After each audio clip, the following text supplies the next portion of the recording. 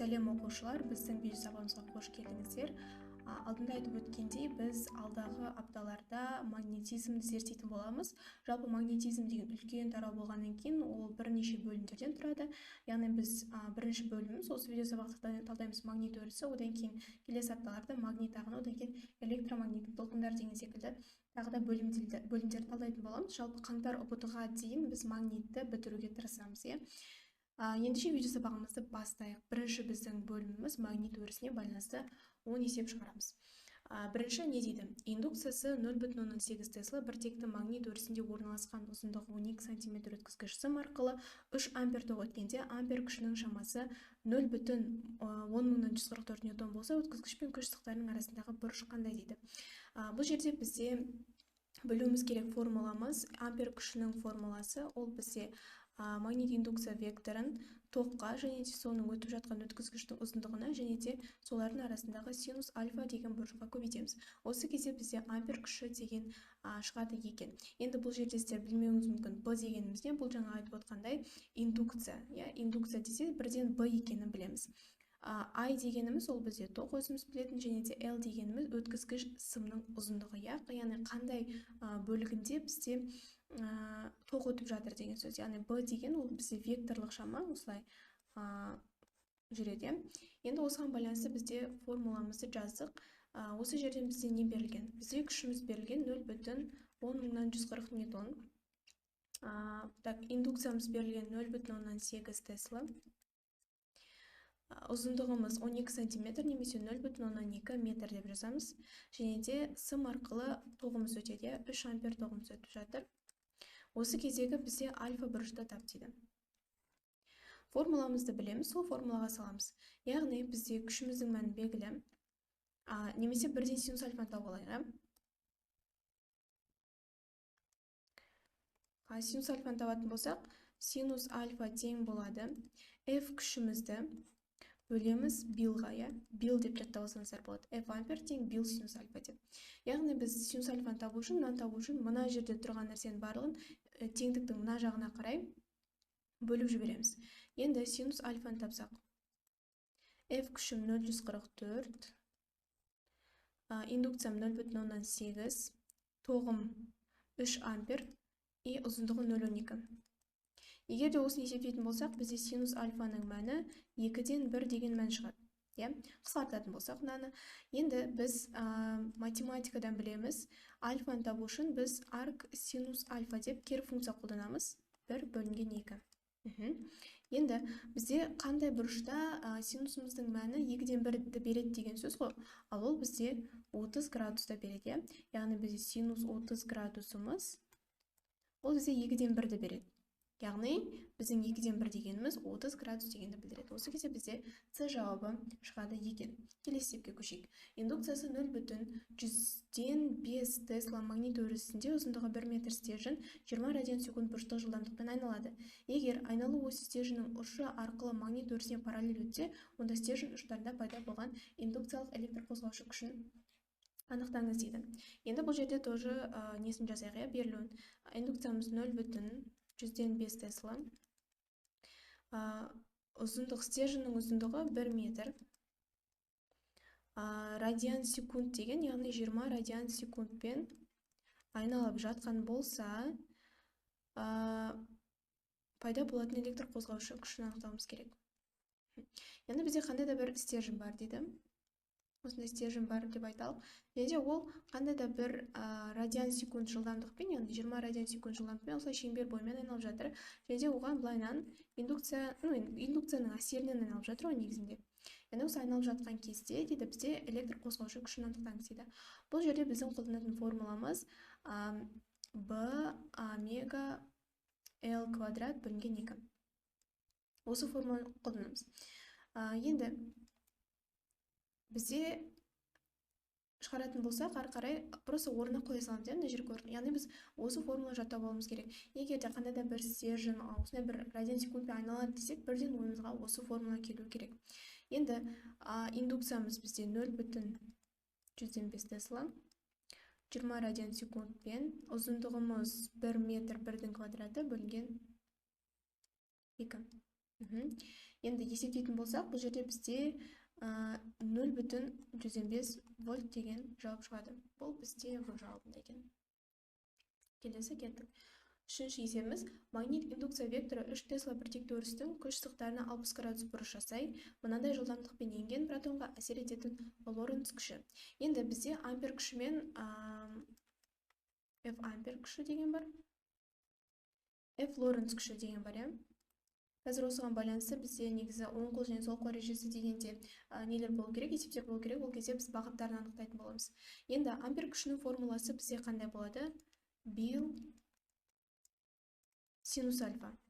Неге? Себебі бил синус альфа дегеніміз, яғни индукция әсерінен өткізгіштің бойынан тоқ өткен кездегі осы жаңағы өткізгішке әсер етіп жатқан күштің мәнін анықтайтын болса, Лоренц күші дегеніміз бұл бізде QVB, яғни қозғалыстағы зарядқа әсер ететін күш. Ол бізде Лоренц күші, яғни қозғалыстағы міне жылдамдық тұр, қозғалыстағы зарядқа, яғни Q-мыз тұр, әсер ететін индукция векторының күші, яғни индукция тарапынан әсер ететін күш. Мына жерде ампер күші керісінше бойынан тоқ өтіп жатқан, яғни қандай да бір ұзындықтағы өткізгіш бар, оның бойынан тоқ өтіп жатыр, соған әсер ететін индукцияның күшін анықтайтын формула. Осылай жаттап алсаңыздар болады. Енді бізден мына жерде сұрап жатқаны Лоренц күші. Яғни мынаны сұрап жатыр. Бізде не беріліп қойған? Индукция векторы берілген, 3 тесла берілген. Ол дейді 60 градус бұрышпен әсер етіп жатса дейді. Өрістің күш сызықтарына 60 градус бұрыш жасап жатқан. Так, яғни былай ғой. Мынандай өріс кетіп бара жатыр. Б деген. Соған біртекті өрістің күш сызықтарына 60 градус бұрыш жасай дейді. Мынандай бір протон, мысалы протон былайна. Протон деп айтайық, мынау протон болсын. Ол осындай бір B деген жылдамдықпен өрістің күш сызықтарына мына жерден 60 градус бұрыш жасап еніп жатқан дейді, яғни сіздер көз алдыларыңызға елестете алу керексіздер. Осылай еніп жатқан болса дейді, осының Лоренц күшін анықтаңыз дейді. И бізде жылдамдық беріліп қойған. Бұл енді өте оңай есептер, жаңа формуласын жаттап алуыңыздар керек. Жаттап алсаңыздар, осындай есептерді оңай шығарып кетесіздер. F Лоренц табу керек. F-ті табатын болсам, зарядым, яғни бізде протонның зарядын беріп қойған 1,6 көбейтілген 10-ны минус 19 дәрежесі. Одан кейін бізде Q-ді жаздық, жылдамдығымыз 2 көбейтілген 10-ның 6 дәрежесі метр секунд. И тесламыз 3 тесла. Көбейтем синус 60 градус. Синус 60 градус менде қаншаға тең дейді? Түбірасты 3 бөлінген 2-ге тең дейді. Енді осының бәрін жазатын болсақ, есептейтін болсақ, бізде 8,3 көбейтілген 10-ның минус 13 дәрежесі ньютон деген күш шығады. Ол бізде D жауабында тұр. Одан кейін тағы да бір жауап тұр, оны тексеріп көрейік. Біз мына үтірді алдына қарай жылжытатын болсақ, не болады? 0,183 көбейтілген, енді 1 минус былай кетіп қалды ғой, мынаның 10-ның минус 1 дәрежесі алдыға қарай шығып кетті, сонда 10-ның минус 12 дәрежесі ньютон болады. Ал 10-ның минус 2 дәрежесі 10-ның минус 12 дәрежесі дегеніміз бізде 0,183 пика ньютон дегенді білдіреді. Келесі. Төртінші. Бізде не дейді? Магнит өрісіне енгізгенде магнит өрісін әсер ететін заттарды қалай атайды дейді. Яғни бізде магнетиктер деген заттар бар. Магнетик. Магнетиктер дегеніміз ол мю тең емес бірге деген сондай заттар дейді. Яғни олар бізде негізі 3-ке бөлінеді. Яғни біреу магнетиктер деген өрісті қайтсақ екен, магнит өрісін немесе әсер етеді, немесе керісінше күшейтіп жібереді деген нәрсені магнетиктер деп айтаймыз. Енді магниттердің 3 түрі бар. Негізінен диамагнетиктер. Диамагнетик. Одан кейін парамагнетик жүреді. Парамагнетик. Сосын ферромагнетик. Бұларды жаттап жүріңіздер, өйткені теория ретінде келеді осылай БТ-да. Енді бізде диамагнетиктер дегеніміз қандай? Бұл сырттан келіп жатқан магнит өрісін әсер ететін заттар. Яғни оның мюі, яғни мю бірден кіші болады. Яғни ол сыртқы магнит өрісін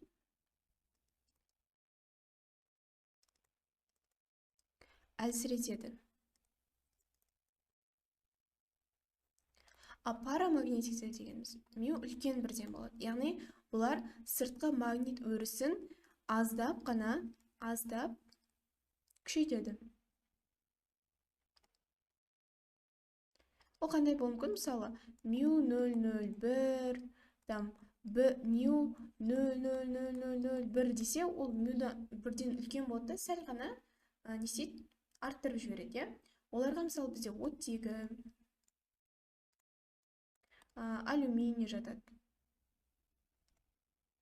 Негізі металдарын сұрамайды, қандай металдар жатады деген секілді, бірақ осында келу мүмкін. Біліп жүргендеріңіз жақсы. Мюдан, енді ферромагнетик деген мю үлкен бір, өте қатты үлкен.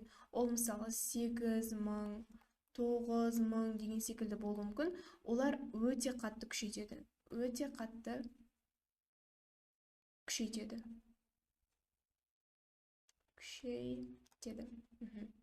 Енді бізде бір сұрақтар болады.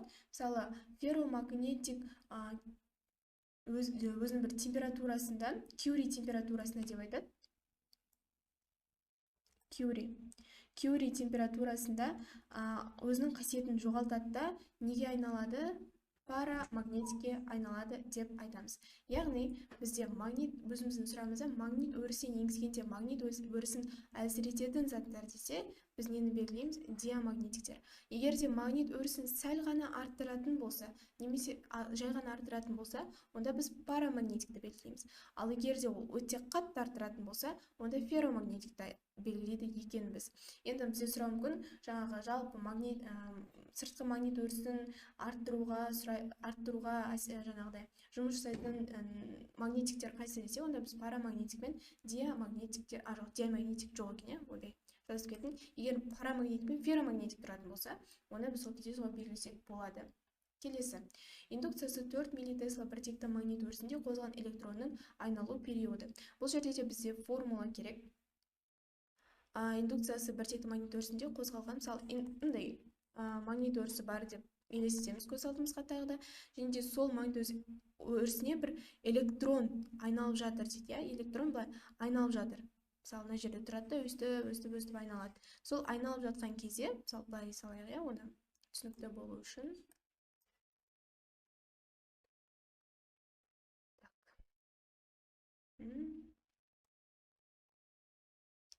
Былайна өріс болсын делік. Осы өріс бізде мына жақта тұрған электронды қозғалысына әсер етеді. Сөйтіп электрон не істейді? Осылай шеңбер бойымен өстіп айналады. Мына жерде шеңбер деп елестетіңіздер, пружина сияқты. Өстіп айналып жатыр деді. Сол кезде оның периоды қаншаға тең дейді.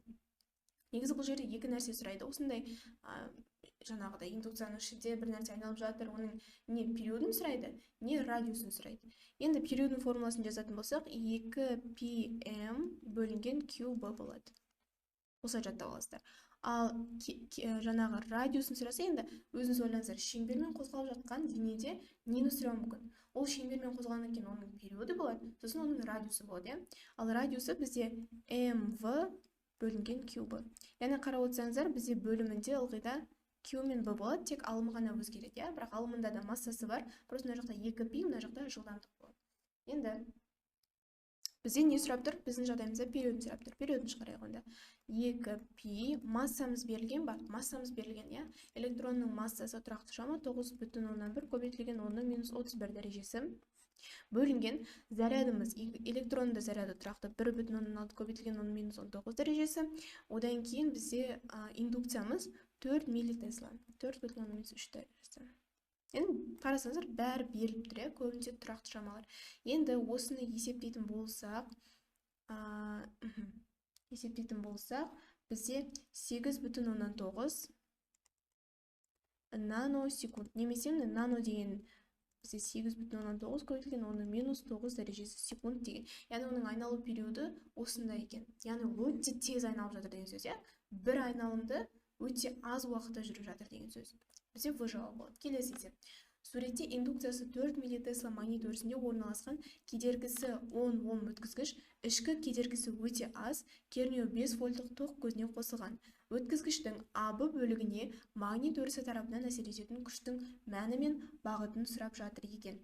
Бұл енді күрделі есеп, және де бұл жерде біз біріншіден формуланы білуіміз керекпіз, екіншіден біз сол қол ережесін білу керекпіз. Енді біз бірінші мәнін анықтап алайық. Бізде не берілген? Магнит индукция векторы берілген. Тесласы 10-ның минус 3 дәрежесі Тесла берілген. Одан кейін не берілген? Бізде кедергі берілген 10 Ом дейтін. Ішкі кедергісі 0-ге тең дейді. Яғни өте аз дегенде оны ескермеу керек деген сөз. Кернеу берілген бізде 5 вольт. Күштің мәнінің бағыты дейді. Енді қараймыз, біздің сурет берілген, бізге АБ бөлігін анықтауымыз керек. АБ бөлігіне әсер ететін күштің бағытын және де мәнін анықтауымыз керек. Енді қарасаңыздар, бұл бізде не?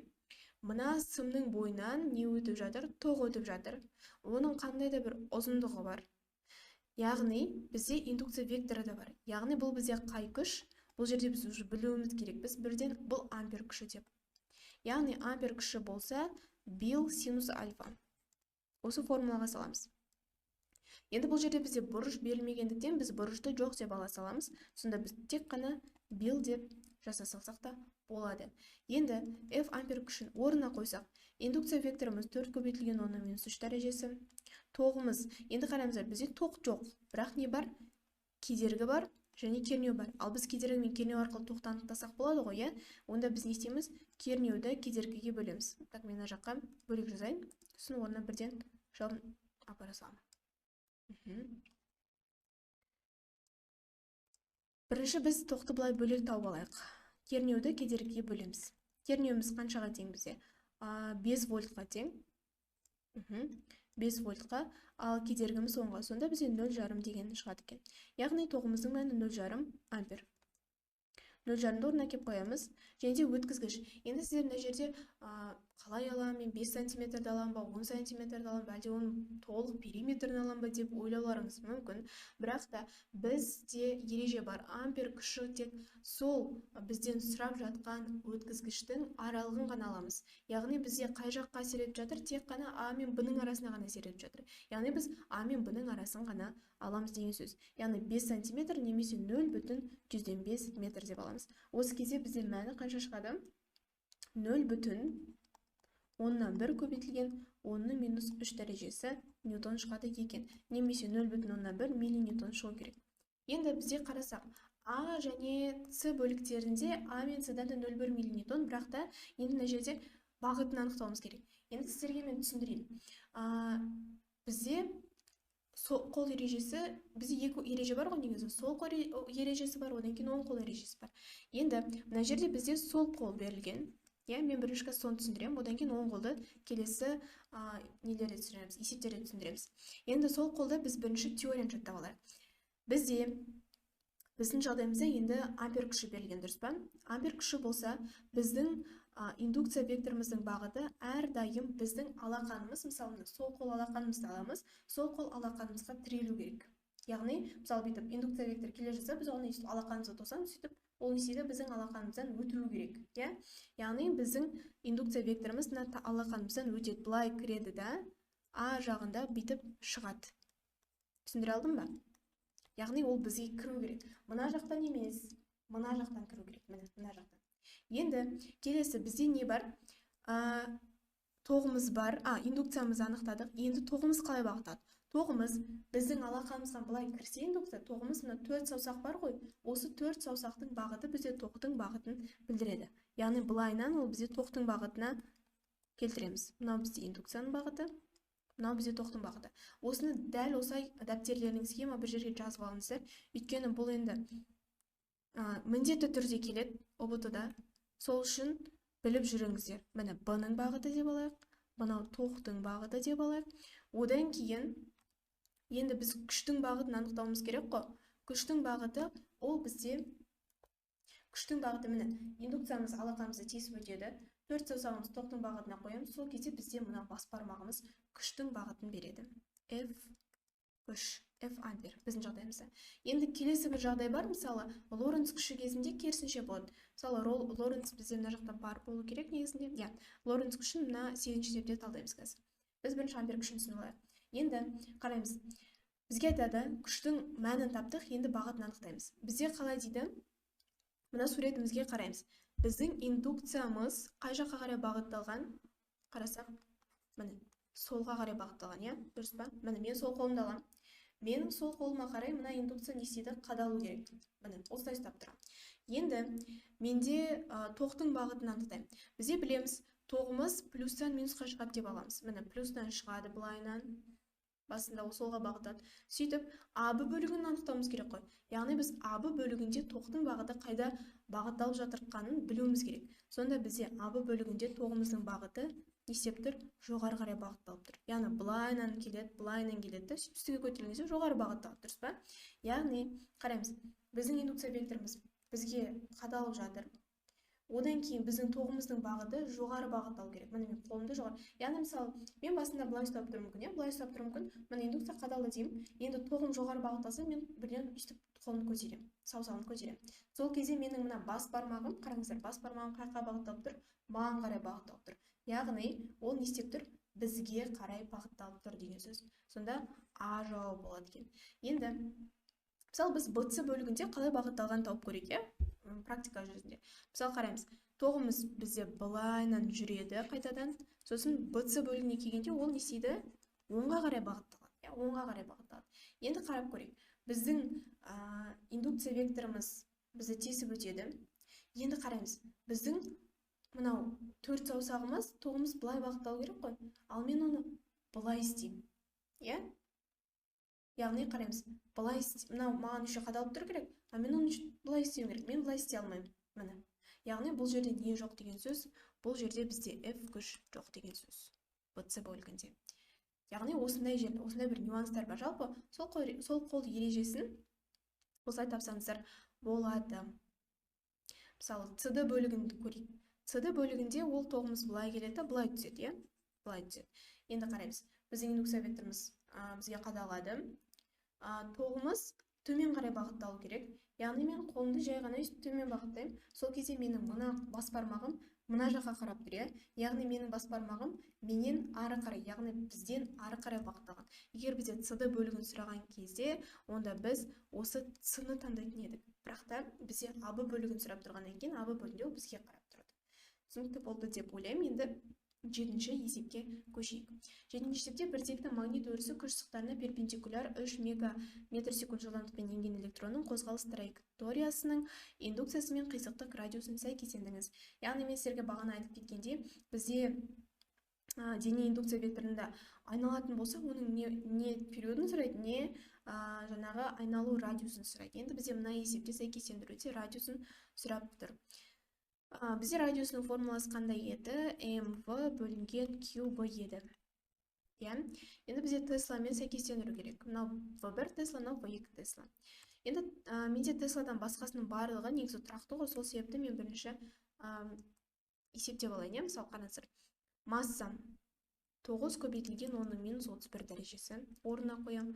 Жылдамдығы 3 мега 10⁻6 дәрежесі бөлінген зарядым 1/6 көбейтілген 10⁻19 дәрежесі болады. Енді мына жерде B көбейту B дейін. Яғни B-ны қазір орнына кеп қоя саламын. Енді мен мынаны есептеп алатын болсам, жалпы бар сандармен есептеп алатын болсам, менде 16,10,875 көбейтілген 10⁻6 дәрежесі шығады. Енді осыны B болады. Бөлу B. Енді мен R1-ді табу үшін, яғни 0,6 табу үшін жай ғана 16,10,875 көбейтілген 10⁻6 дәрежесін бөле саламын 0,6-ға. Осы кезде менде шығады 28,1. Ой, так.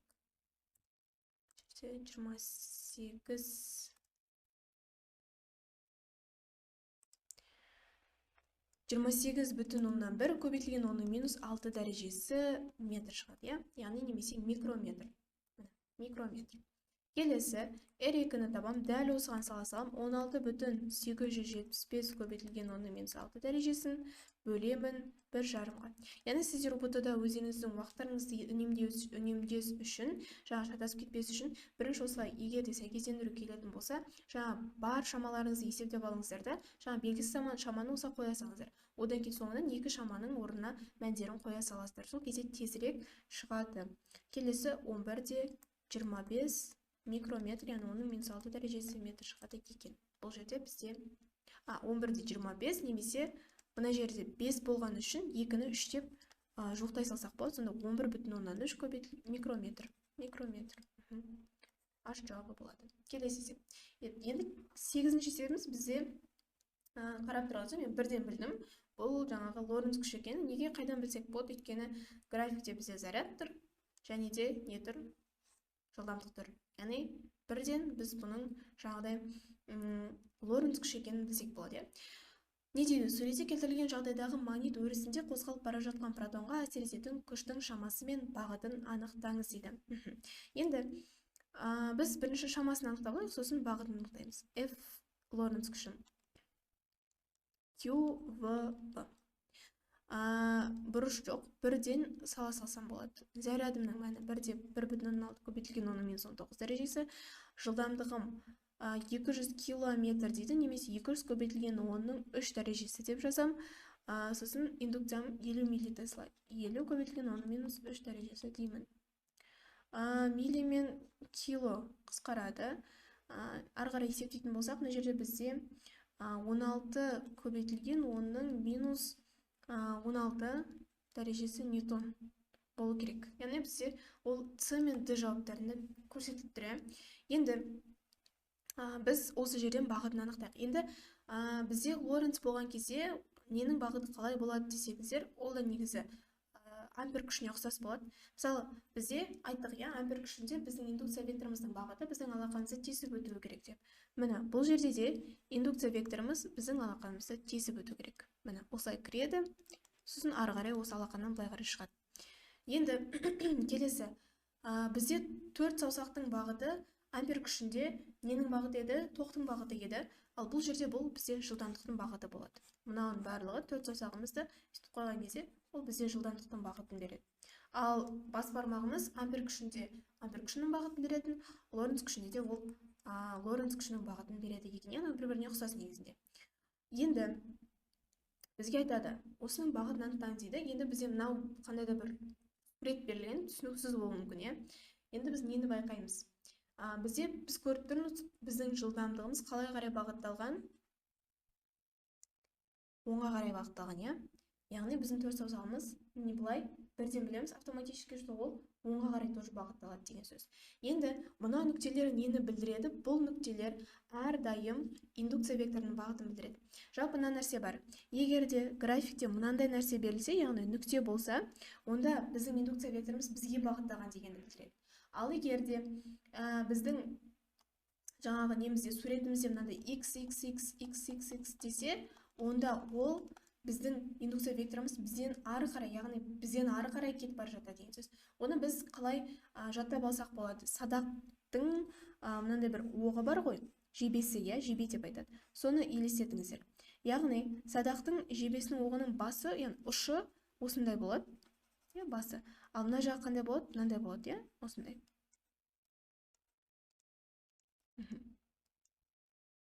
Енді біз садақты жаңағыдай алдынан қарайтын болсақ, егер садақ бізге ұшып келе жататын болса, біз оның несін көреміз? Тұмсығын көреміз.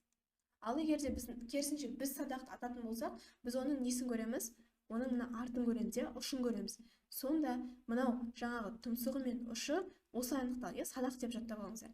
Енді мына жерде бізде нүкте тұр ғой, яғни бізге садақ ұшып келе жатыр деп қараймыз. Яғни индукция векторымыз бізге қарай келе жатыр.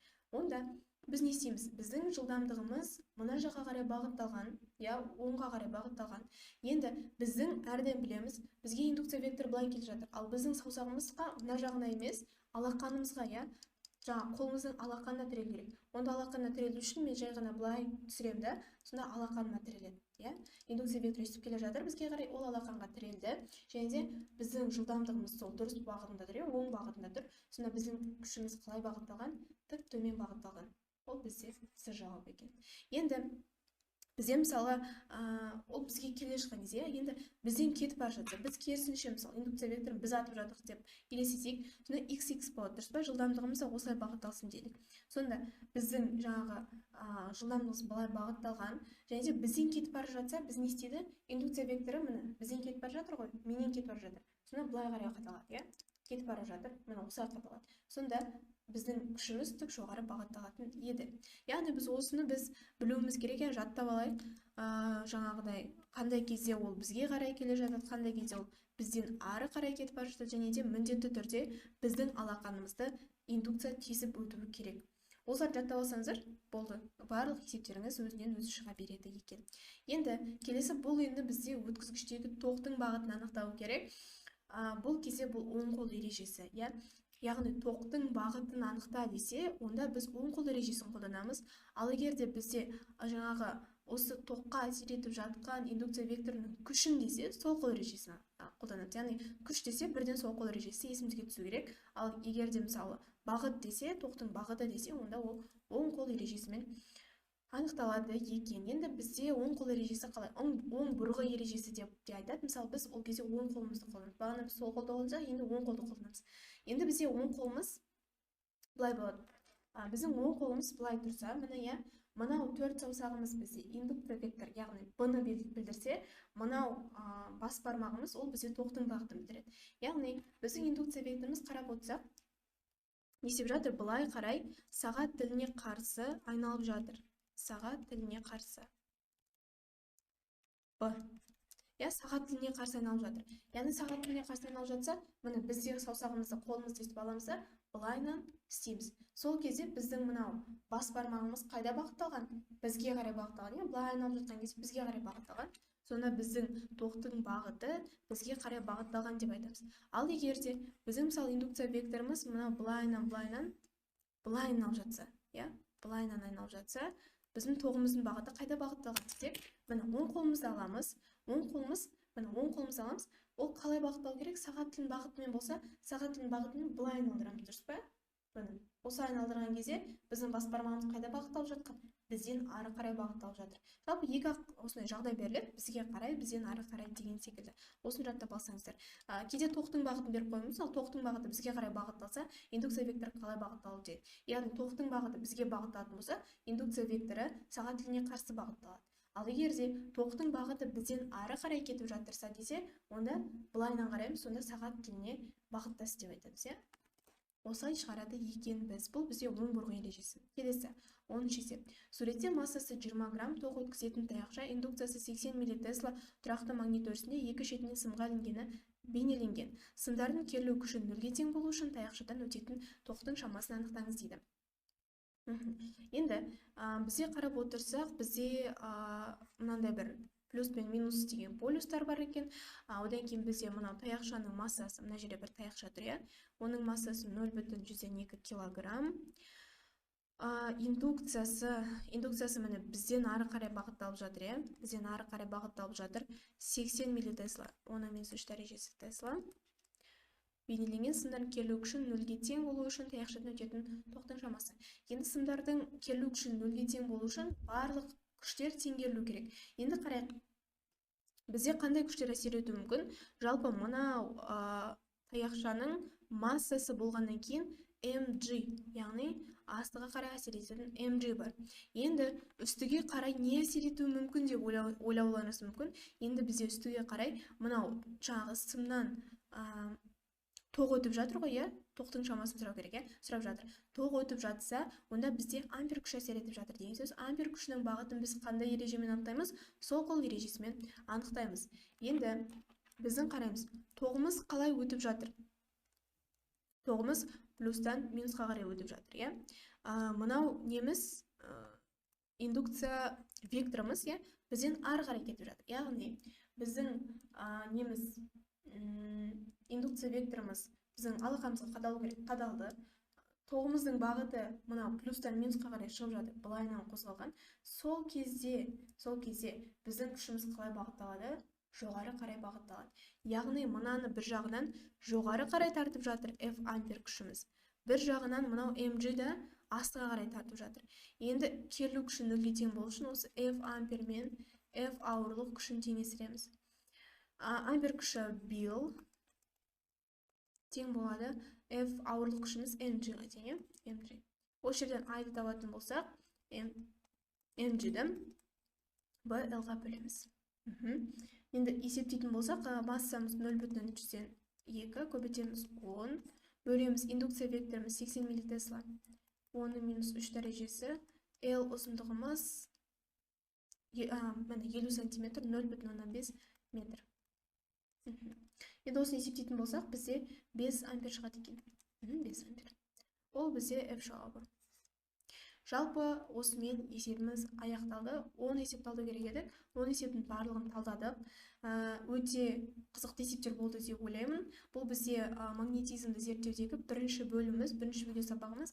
Әлі 2 видео сабағымыз бар келесі апталарда.